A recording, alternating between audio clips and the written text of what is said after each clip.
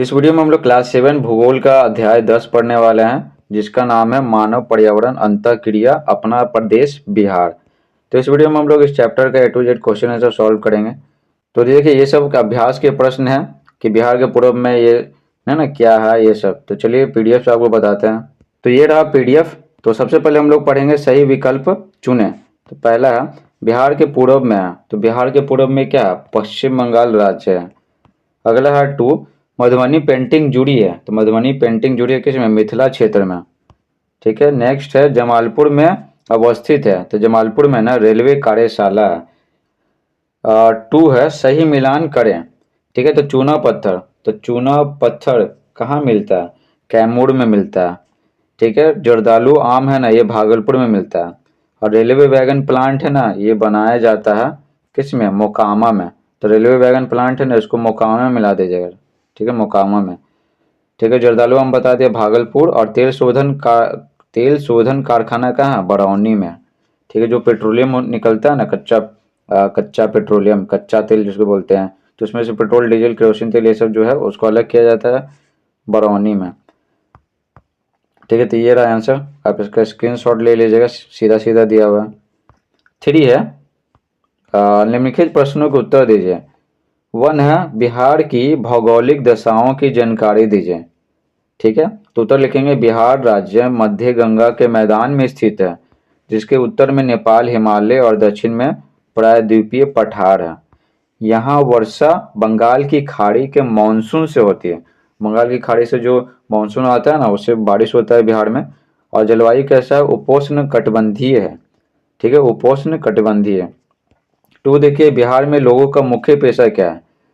तो जैसे कि पता है कि बिहार का बंटवारा हुआ, तो जो खान है ना, सबके सब कहाँ चला गया? झारखंड में चला गया। तो यहाँ पर सिर्फ कृषि योग्य भूमि बच के रह गया। तो लिखेंगे बिहार में लोगों का मुख्य पेशा कृषि है।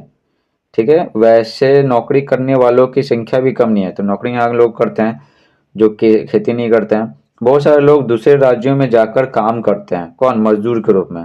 ठीक है। तो बहुत सारे लोग जाते हैं रोजगार की तलाश में।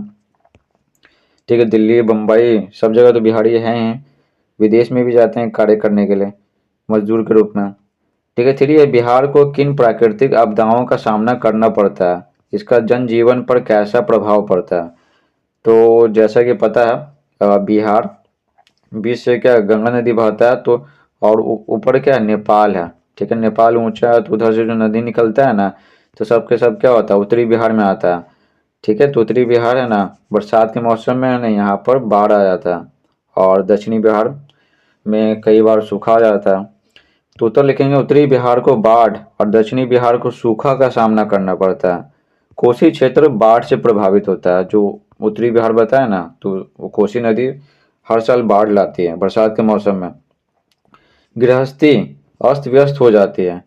ठीक है। घर और घर का अधिकांश, ठीक है, अधिकांश सामान छोड़ इन्हें अन्यत्र शरण लेना पड़ता है।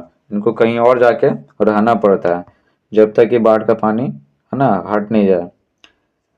4 है बिहार की सांस्कृतिक विशेषताएं लिखिए। तो उत्तर लिखेंगे बिहार में छठ पर्व श्रद्धा और उल्लास से मनाया जाता है। छठ पर्व, यह पर्व लोगों में नई चेतना को जन्म देता है और स्वच्छता के प्रति लोग जागरूक हो जाते हैं और एक दूसरे का सहयोग है ना वो करते हैं छठ पर्व में।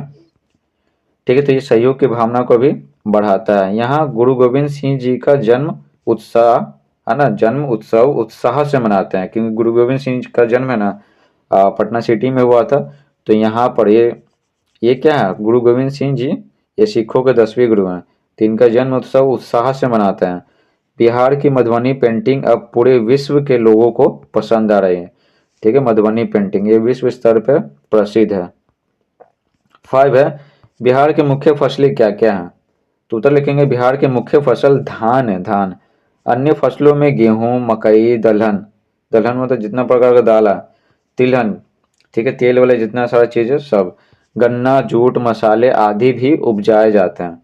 ठीक है। और फल के मामले में भी क्या बिहार बहुत ही प्रसिद्ध है पूरे भारत में। उत्तर बिहार में केले, लीची एवं पान की खेती खूब होती है और आम के लिए भी विभिन्न प्रकार के जो आम होते हैं ना उसके लिए भी बिहार प्रसिद्ध है। बिहार किन किन खाद्य पदार्थों के लिए प्रसिद्ध है? तो उत्तर लिखेंगे बिहार लिट्टी चोखा के लिए बहुत ही प्रसिद्ध है। यहाँ गर्मी के दिनों में सत्तू एवं चूड़ा दही प्रिय भोजन है। छठा सवाल है, बिहार किन किन खाद्य पदार्थों के लिए प्रसिद्ध है? तो लिखेंगे बिहार लिट्टी चोखा के लिए बहुत ही प्रसिद्ध है। यहाँ गर्मी के दिनों में सत्तू एवं चूड़ा दही प्रिय भोजन है। बक्सर का चौसा, चौसा यहाँ पर क्या आम का प्रकार है, तो बक्सर का चौसा, दीघा का दूधिया मालदह और भागलपुर का जर्दालू आम बहुत ही प्रसिद्ध है। ठीक है, बहुत ही। 7 है, मिथिला पेंटिंग की मुख्य विशेषताएं क्या हैं? तो उत्तर लिखेंगे मिथिला पेंटिंग में चित्र के लिए स्थानीय परिवेश तथा प्रतीकों को अपनाया जाता है। स्थानीय परिवेश मतलब अपने आसपास का जो माहौल है ना, उसी को शामिल किया जाता है। उसके बाद देखिए, चित्रकार रंग स्वयं बनाते हैं, स्वयं। ठीक है, और रंग बनाने के लिए प्राकृतिक साधनों खासकर रंगीन फूलों का उपयोग किया जाता है। ठीक है, जैसे मान लेते पीला चाहिए तो हल्दी का इस्तेमाल किया जाता है। तो इस तरह से प्राकृतिक रंगों का इस्तेमाल करके मिथिला पेंटिंग बनाए जाते हैं, जो विश्व स्तर पर प्रसिद्ध है। 8 है, आम्र वर्षा, मैंगो शावर से आपके घर मोहल्ले में क्या परिवर्तन दिखता है, बताइए। तो आप सोच रहे होंगे मैंगो शावर क्या होता है। तो देखिए अप्रैल मई के महीने में, ठीक है, अप्रैल और मई के महीने में ना जो हल्की फुहारी होती है, हल्का हल्का बारिश होता है, तो उसी को बोलते हैं मैंगो शावर या आम्र वर्षा।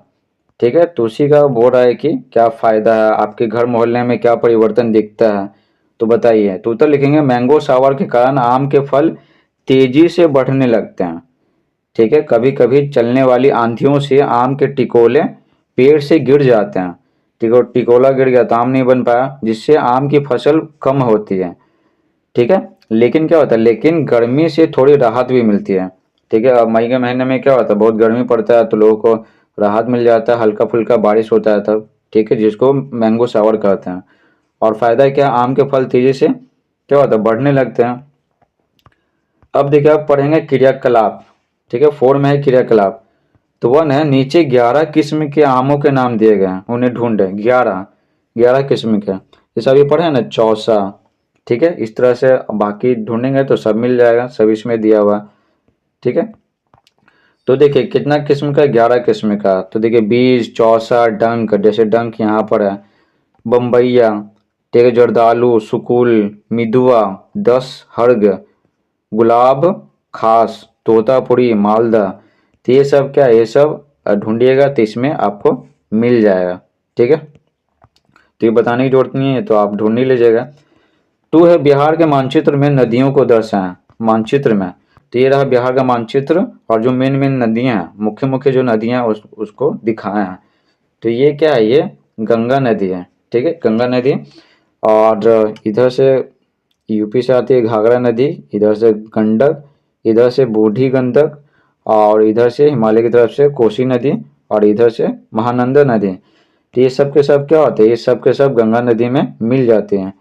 और दक्षिण से बोलेंगे, दक्षिण से तो सोन नदी, पुनपुन नदी और फल्गु नदी मिल जाती है गंगा नदी में। तो देख रहे फल्गु में पुनपुन नदी मिल जाती है, और अंततः ये सभी नदियां गंगा नदी में मिल जाती हैं। तो ये सब क्या है, ये सब जो छोटी छोटी नदियां बताएं, तो ये गंगा नदी की क्या है, सहायक नदियां। ठीक है, और फिर ये गंगा नदी आगे बढ़ जाता है। तो इसमें यही बोल रहा था कि बिहार के मानचित्र में नदियों को दर्शाइए। तो इस तरह का मानचित्र बना लीजिएगा। ये मानचित्र बना करके और नदियों को दर्शा देना है, तो सबसे पहले गंगा नदी को बनाना है, उसके बाद बाकी नदियों को बना देना है। तो इस प्रकार से पूरा चैप्टर समाप्त होता है। Thanks for watching.